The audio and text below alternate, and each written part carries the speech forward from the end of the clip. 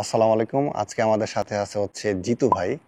আর জিতু ভাই হচ্ছে অস্ট্রিয়াতে আসছে 4 মাস ধরে, স্টুডেন্ট ভিসায় আসছে স্টুডেন্ট হিসেবে।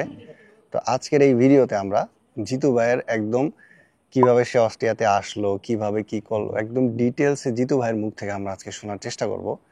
তো আমরা জিতু ভাইয়ের কাছে চলে যাই। ভাই কেমন আছেন? আম, জি ভাই, ভালো আছি। আপনি কেমন এই আছেন? তো ভাই আছে আলহামদুলিল্লাহ। ভাই, আমরা আজকে এই ভিডিওতে হুম। আপনার সম্পর্কে, যে আপনি স্টুডেন্ট ভিসায় কিভাবে আসলেন, কত টাকা খরচ হলো, কিভাবে কি প্রসেস করলেন, সবকিছু আপনি আজকে আমার এই চ্যানেলে ভিউয়ার্সের উদ্দেশ্য করে বলবেন। আপনি, আচ্ছা। আমি যদি প্রথম প্রশ্নটা আমার হয় এরকম যে আপনি মানে অস্ট্রিয়ায় কেন চুজ করলেন, যেহেতু ইউরোপের এতগুলা দেশ আছে, তো অস্ট্রিয়া কেন চুজ করলেন? আম, অস্ট্রিয়া চুজ করার অনেকগুলো কারণ আছে হুম হুম। এবং সেগুলোর ভিতরে যদি আমি বলি, টিউশন ফিসের একটা ব্যাপার হ্যাঁ হ্যাঁ সব জায়গাতে আছে। অস্ট্রিয়াতে আমাদের বাংলাদেশের জন্য হ্যাঁ হ্যাঁ। টিউশন ফিসটা নাই। আচ্ছা। প্লাস হচ্ছে এখানকার জীবন মান অন্যান্য যদি ইউরোপিয়ান কান্ট্রি বলি, হুম হুম। মোটামুটি সেরা 6-7-এর ভিতরে থাকবে আমি যতটুকু জানি। আচ্ছা আম, এরপরে ইনকামটা অনেক ভালো আচ্ছা। অস্ট্রিয়াতে। ভাই, আপনি মানে প্রথমে অস্ট্রিয়া সম্পর্কে মানে জানলেন কিভাবে? যে আছে না যে আপনার কোনো গ্রামের কেউ ছিল, বা আপনাদের অঞ্চলের কেউ ছিল, বা আপনি ভিডিও দেখছেন, বা অথবা আপনি মানে নিউজে দেখছেন, মানে অস্ট্রিয়া সম্পর্কে আপনি জানলেন কিভাবে? যেমন মানুষ সবচাইতে হুম বেশি হুম জানে জার্মান সম্পর্কে, ইতালি সম্পর্কে, স্পেন সম্পর্কে, পর্তুগাল সম্পর্কে, কিন্তু আমি অনেকেরই দেখছি, বা এখনো পর্যন্ত অস্ট্রিয়া সম্পর্কে কেউ যদি আপনি বলেন যে অস্ট্রিয়া, ম্যাক্সিমাম মানুষ মনে করে অস্ট্রেলিয়া। হ্যাঁ, এখন আমার কিছুটা ক্ষেত্রেও সেটা হয় এখন আর কি, কিছুটা এখনো কম, গ্রামে। কিন্তু অস্ট্রিয়া বললেই মানুষ মনে করে অস্ট্রেলিয়া। হ্যাঁ, এখনো এটা সেটাই। আছে। উম, আহ, সেক্ষেত্রে আপনি অস্ট্রিয়া সম্পর্কে মানে জানলেন কিভাবে? আচ্ছা, আমি যখন পরীক্ষা দিই, আইএলটিএস পরীক্ষা দিই, হুম হুম। তখন হচ্ছে জার্মানির জন্য আমি অ্যাম্বাসির অ্যাপয়েন্টমেন্টের জন্য অ্যাপ্লাই করি, মেল আচ্ছা। দিয়েছিলাম।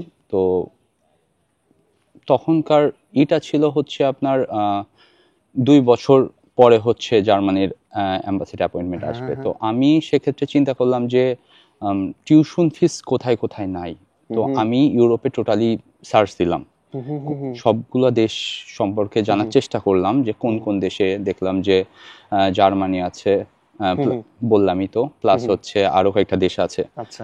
সাথে আমি দেখলাম যে অস্ট্রিয়াটা আছে। অস্ট্রিয়া, তার মানে হচ্ছে আপনি অস্ট্রিয়া সম্পর্কে জানতেন না? না, আমি জানতাম না। আচ্ছা আমি আচ্ছা। আল্টিমেটলি জানতাম না। এবং আমি দেখলাম যে অস্ট্রিয়ার আরেকটা বিষয় আমি হুম হুম। চিন্তা করেছিলাম, সেটা হচ্ছে ভিসার ইস্যু কোথায় বেশি। আচ্ছা আচ্ছা। মানে আমি একবারে চান্স নেব এবং আমি সেখানেই ঢুকে পড়বো, এরকমই হ্যাঁ, একটা আমার টার্গেট ছিল। সাকসেস রেটটা কোথায় বেশি? হ্যাঁ, কোথায় বেশি। ওকে। তো আমি দেখলাম যে অস্ট্রিয়াতে মোটামুটি ভিসা রিজেকশন হয় না, হুম অনেক হুম। লং টাইম প্রসেস, ওকে। কিন্তু ভিসা রিজেকশনটা আসে না যদি আমি ঠিক মতো ডকুমেন্টসগুলা হুম হুম। গোছাইতে নিতে পারি। আচ্ছা আচ্ছা। হুম আচ্ছা, তারপরে হচ্ছে আপনি আপনি যে মানে প্রসেসটা করলেন, হুম। মানে আপনি কি নিজে নিজে প্রসেস করছেন, বা কোনো এজেন্সির সাথে কি আপনি কন্ট্যাক্ট করছেন কিনা, মানে এটা যদি আহ, বলতেন।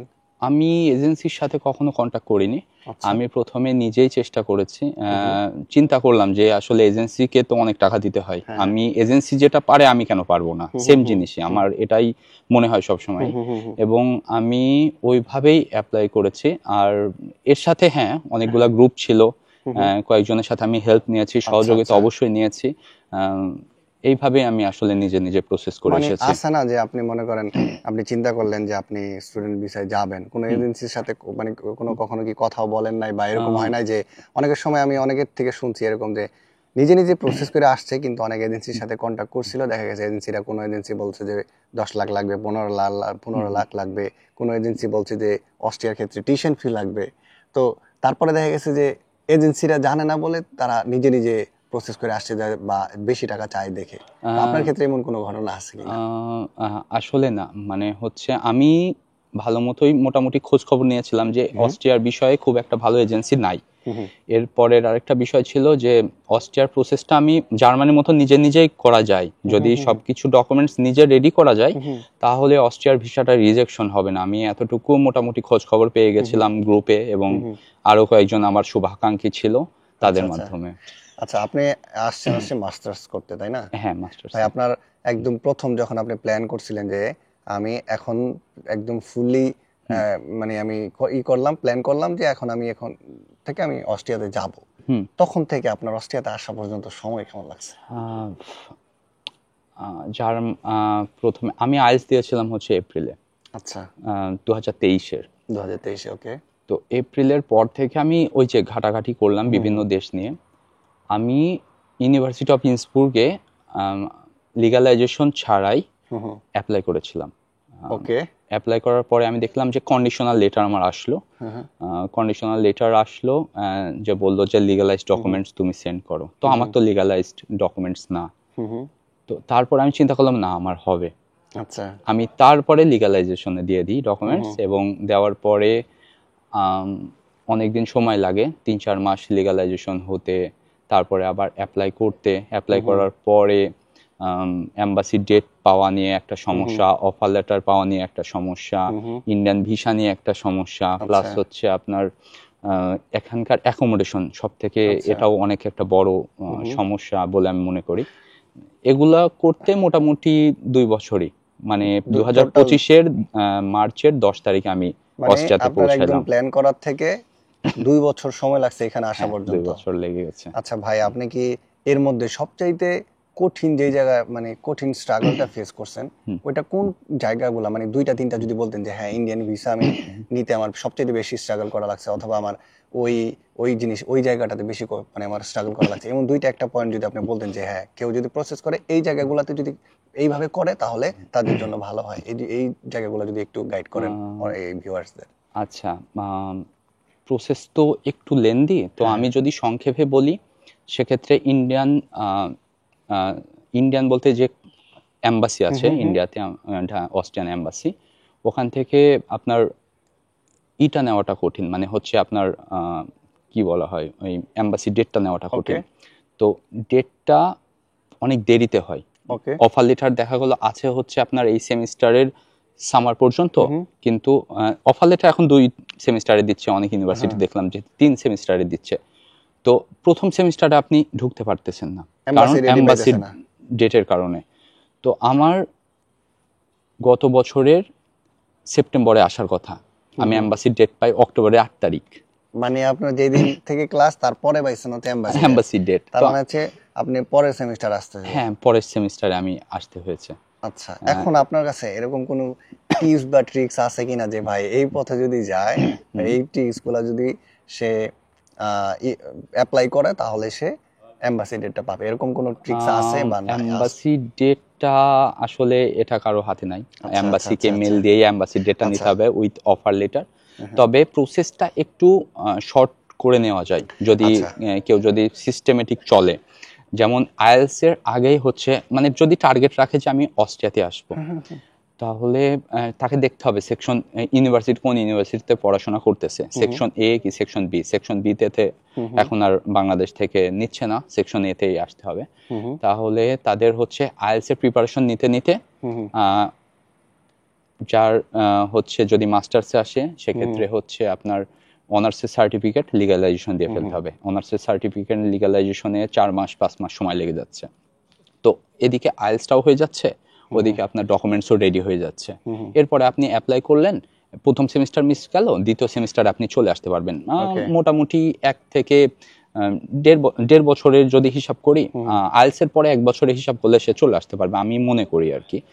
আচ্ছা ভাই, আরেকটা গুরুত্বপূর্ণ কোশ্চেন যেটা আসে, কেউ যদি এই সম্পূর্ণ প্রসেসটা করে, এখন যদি কোনো ভাই নিজে নিজে এইভাবে প্রসেস করে আপনি যেভাবে বলতেছেন, তো এইভাবে প্রসেস যদি করে, তার সর্বমোট একদম যদি আপনি বলেন একদম ফ্লাই করা পর্যন্ত, একদম অস্ট্রিয়াতে পৌঁছানো পর্যন্ত তার কেমন টাকা খরচ হইতে পারে, যদি একটা আইডিয়া দিতেন যে তাহলে মানে একটা মানুষ প্ল্যান করতে সহজ হয় আর কি।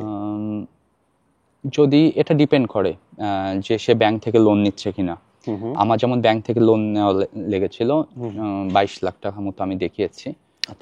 ইউরোতে যেটা কনভার্ট হয় আর কি 16,000। ওইটা বাদে মানে ওইটা ছাড়া আমি বলবো যে মোটামুটি 2-2.5 লাখ টাকার ভিতরে, হ্যাঁ 2.5 লাখ টাকা, হাইস্ট 3 লাখ এর ভিতরে ইন্ডিয়ান এম্বাসি ফেস টেস্ট সবকিছু হয়ে যাবে। এরপরে হচ্ছে ফ্লাইট ভাড়া আমি বাদ দিলাম, কারণ ওখানে বিভিন্ন রেঞ্জ থাকে, 70-80 হইতে পারে। আর কিন্তু আমি একটা সবাইকে সাজেশন দিব, সেটা হচ্ছে 3 লাখের পরে হচ্ছে ধরেন 1 লাখ, 4 লাখ, 4 লাখ, তার মানে হচ্ছে 4 লাখ এখন পর্যন্ত। তারপরে আর কোনো খরচ আছে? 4 লাখ খরচ আছে, হ্যাঁ এরপরে হচ্ছে আসবে। আচ্ছা, মানে একদম আসলো, মানে সাথে করে কত নিয়ে আসবে এটা আমরা পরে আলোচনা করি। তার মানে আচ্ছা। হচ্ছে কেউ যদি 4 লাখ টাকা থাকে তাহলে সে মোটামুটি এই পর্যন্ত আসতে পারবে। হুম হুম হুম হুম। হ্যাঁ, প্রসেস করে অস্ট্রিয়া পর্যন্ত আসতে পারবে। তারও এখন কম লাগে, আমি একটু আচ্ছা আচ্ছা, ওকে, রাউন্ড ফিগারে 4 বলে লাখ দিয়েছি। এখন একজন স্টুডেন্ট যদি ভাই অস্ট্রিয়াতে আসলো, হুম সে সাথে করে তার কত টাকা নিয়ে আসা উচিত অ্যাকচুয়ালি? সে আহ, আসলো, ধরেন তার কেউ নাই, সে একদম নতুন, তার এখানে কোনো পরিচিত নাই, কিচ্ছু নাই, সে জাস্ট পড়াশোনা করতে আসতেছে, তার আসলে কত টাকা নিয়ে আসা উচিত আপনার মনে হয়, বা আপনার এক্সপিরিয়েন্স থেকে যদি বলেন? আম, আচ্ছা, এটা ডিপেন্ড করে অনেক সময় তার অ্যাকোমোডেশন রেন্টটা কত, তার অ্যাকোমোডেশন ভাড়াটা কত হচ্ছে। তো আপনি একটা সেক্ষেত্রে আমি অ্যাভারেজ বলেন। এভারেজ হ্যাঁ ধরলাম হ্যাঁ, 400 অ্যাভারেজ। ইউরো। আমি ওকে। অনেক বেশি করে ধরছি হুম হুম 400 হুম। ইউরো, যদি ভিয়েনাতে থাকে আরো কম, হ্যাঁ হ্যাঁ। কিন্তু অন্যান্য সিটিতে যদি থাকে 400 আমি ধরলাম বেশি করে, ওকে। যেহেতু অ্যাকোমোডেশন পাওয়া কঠিন।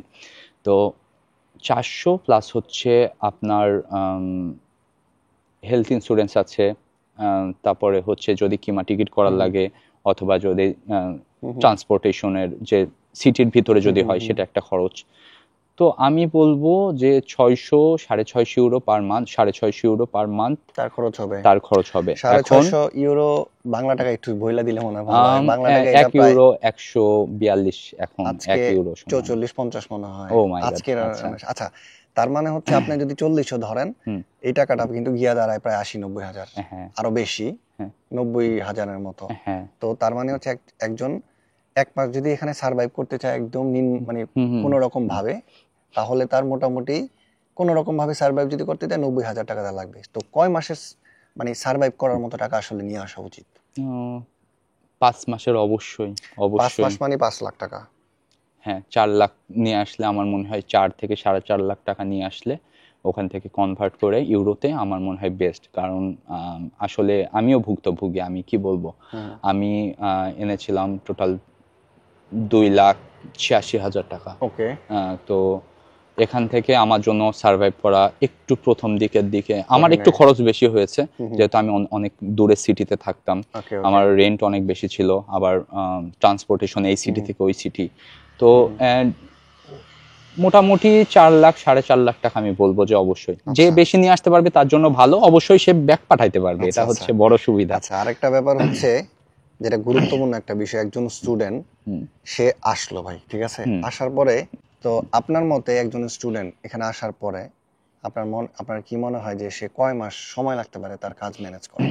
এখন এটা অনেক সময় সিজনের উপরে ডিপেন্ড করে, সামারের সময় একটু হুম কাজ বেশি পাওয়া যায়, বা হুম তো আপনার কি মনে হয় একটা অ্যাভারেজ ধারণা যদি দেন যে আপনি এই হুম কয় মাস আপনার লাগতে পারে কাজ ম্যানেজ করতে, বা এরকম সময় লাগতে পারে? উম, ওই যে 5 মাস আমি বলবো। 5 মাস। 5 মাস আমি ওকে। বলবো, অনেকগুলো কারণ আছে।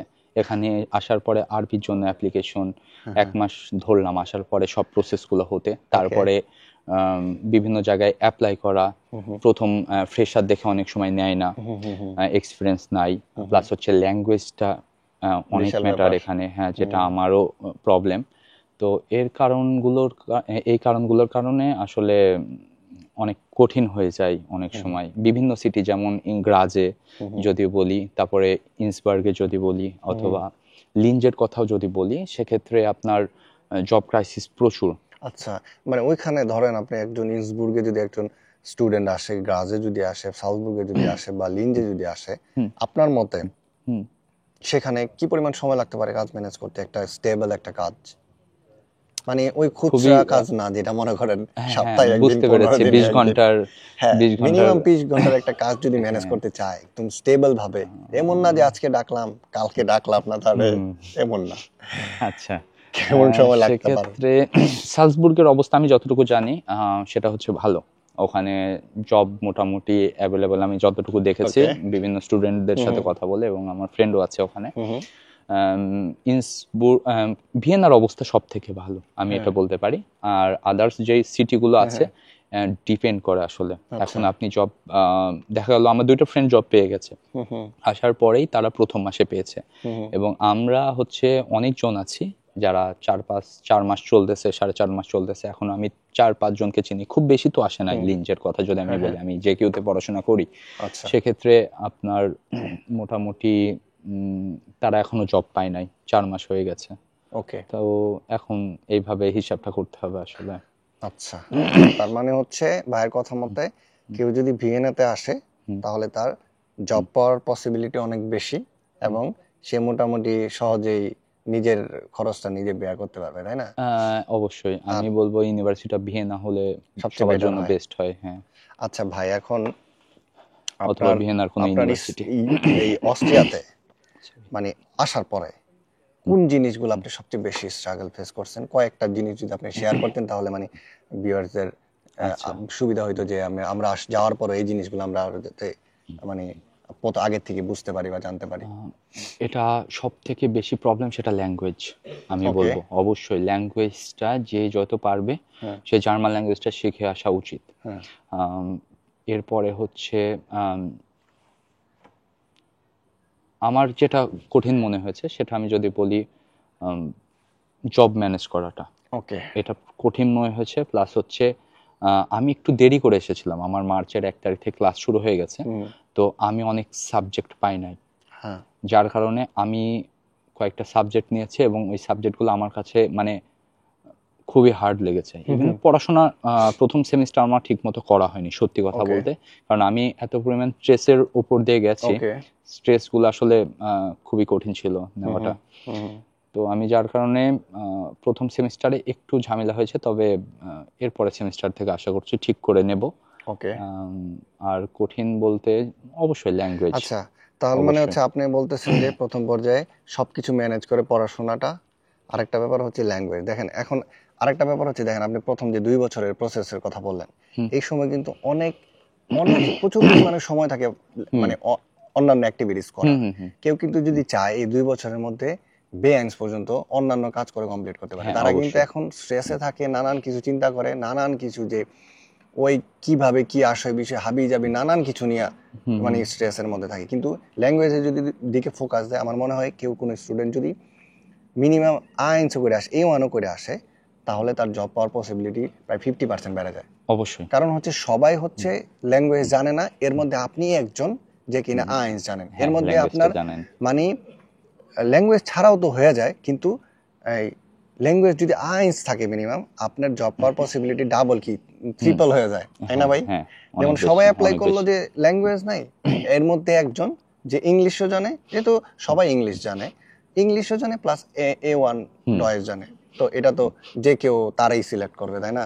হ্যাঁ। আচ্ছা ভাই, এখন হচ্ছে সবচাইতে গুরুত্বপূর্ণ কোয়েশ্চেনের আনসার দিবেন, সেটা হচ্ছে একজন স্টুডেন্ট এখানে যদি সে 20 ঘন্টার কাজের পারমিশন যে করতে পারে, কাজ যদি পায়, তাহলে সে একদম সামারে 3 মাস ফুল টাইম করে বা অথবা 20 ঘন্টা কাজ করে, 20 ঘন্টাটাই যদি বলেন যে সে 3 মাস কাজ করে ফুল টাইম কেমন টাকা ইনকাম করতে পারবে, আর 20 ঘন্টা যদি কাজ করে তাহলে সে কেমন টাকা ইনকাম করতে পারবে, এটা অনেকেই জানেন, বা যারা এই ধরনের ভিডিও দেখেন অনেকেই জানেন এই বিষয়টা। তারপর আপনি যদি একটু বলেন আর একটু ব্যাপারটা শিওর হয় আর কি। আচ্ছা, অস্ট্রিয়ান সরকার এই মাস থেকে আমি যতটুকু জানি যে আমাদের স্যালারিটা বৃদ্ধি করেছে, এবং একটা স্টুডেন্ট এখন থেকে নিট স্যালারি যদি আমি হিসাব করি, যে মিনিমাম সে হচ্ছে 857 ইউরো, মেবি আমি রাউন্ড ফিগারে 850 ধরছি। আচ্ছা, 20 ঘন্টা কাজ করলে? হ্যাঁ, 20 ঘন্টা কাজ করলে সে পাবে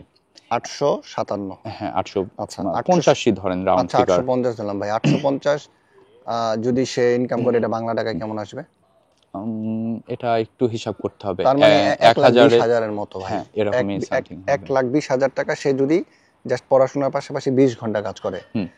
আচ্ছা ভাই, ভিয়েনাতে সে যদি 20 ঘন্টা কাজ করে প্লাস তার কি কোনোভাবে আরেকটু অন্যান্য কাজ করে কি বেশি ইনকাম করা সম্ভব ভাই? অবশ্যই আচ্ছা। একটু সম্ভব হয়, তবে হচ্ছে সেটা ক্যাশে করতে হবে। হ্যাঁ, ওইটা তো আছে, সেটা ওইটাই আমি বুঝাইতেছি আপনারে আর কি, হ্যাঁ, হ্যাঁ, ব্ল্যাকে হ্যাঁ, সেটা যেটা ক্যাশে বলে। করতে হবে। কিন্তু 20 ঘন্টার বিষয়ে আমি একটু কথা বলতে চাই। হ্যাঁ, শিওর ভাই। সেটা হচ্ছে আপনি যখন 20 ঘন্টার পারমিশনে কাজ করবেন এবং ওখানে মোটামুটি 1 বছর কাজ করা যদি হিসাব করি, তাহলে আপনি 12 মাসে 14 মাসের স্যালারি পাবেন হ্যাঁ। অস্ট্রিয়াতে। দেখা গেল 6 মাস পর পর আপনি 1 মাসের ডাবল স্যালারি। ডাবল স্যালারি পাবেন। তো এক্ষেত্রে স্যালারিটা অনেক এটা বাড়ছে। হচ্ছে, আমি একটুখানি বলি। হ্যাঁ, অবশ্যই। Sorry, sorry to interrupt you ভাই। একটা হচ্ছে মানে উর্লভ গেল বলে এখানে, আরেকটা হলো বাইনাত গেল। এটা হচ্ছে বড়দিন উপলক্ষে দেয় ডাবল স্যালারি, হ্যাঁ আরেকটা হচ্ছে উর্লভ উপলক্ষে। এই যে সামারে 6 মাসের সময় একটা ডাবল স্যালারি দিবে, মানে উর্লভের জন্য। উর্লভ মানে ভ্যাকেশনের জন্য আর কি। হ্যাঁ হ্যাঁ হ্যাঁ তো যে সেটা সবাই যদি লিগ্যাল ভাবে কাজ করে সবাই এটা পাবে আর হ্যাঁ কি। সবাই এটা পাবে। তো এই ক্ষেত্রে কিন্তু অনেক টাকা মোটামুটি আসতেছে। প্লাস হচ্ছে আপনার খরচটা কমে যাবে 20 ঘন্টা পারমিশনে করলে।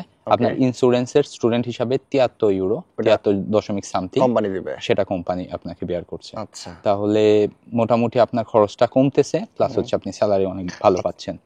এখন যে কোশ্চেনটা ছিল সেই বিষয়ে যদি আমি কথা বলি, হ্যাঁ স্টুডেন্ট হিসাবে এটার পাশাপাশি সপ্তাহে দেখা গেলো 3 দিন কাজ থাকে, বাকি 2-1 দিন বিভিন্ন বাঙালি রেস্টুরেন্ট বা বিভিন্ন ইন্ডিয়ান বলতে পারেন অথবা লোকাল কাজ থাকে, সেগুলোতে কাজ করে ক্যাশে মোটামুটি আবার ইনকাম করা যায়। অনেকে আছে ওই যে পেপারের কাজ করে, হ্যাঁ অনেকে রাত্রে পেপারের কাজ করে, পুচ্ছেনের কাজ করে, পুচ্ছেনের কাজ করে, ক্লিনিং এর কাজ 2 করে, ঘন্টা কাজ করে আইসা পরে একদম রেস্টুরেন্টে ক্লিন করে। হ্যাঁ, অথবা অনেক রাত্রেও আছে যে রেস্টুরেন্ট গুলো আছে সেগুলো হচ্ছে